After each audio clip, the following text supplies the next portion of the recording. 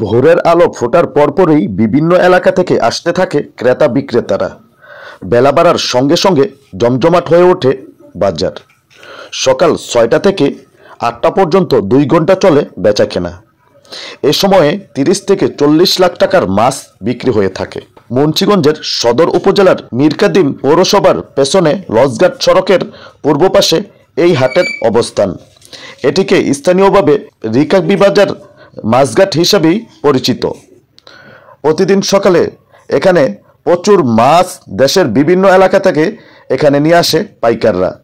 এরপর এখান থেকেই মাছ কিনে সেই মাছগুলো বিভিন্ন হাট বাজারে বিক্রি করে থাকেন ছোট মাছ ব্যবসায়ীরা।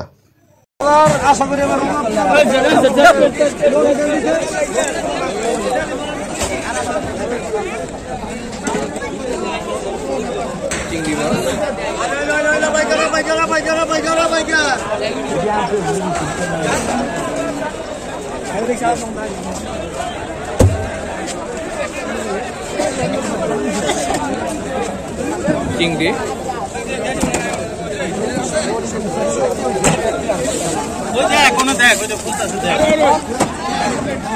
বিভিন্ন নদীর মাছ।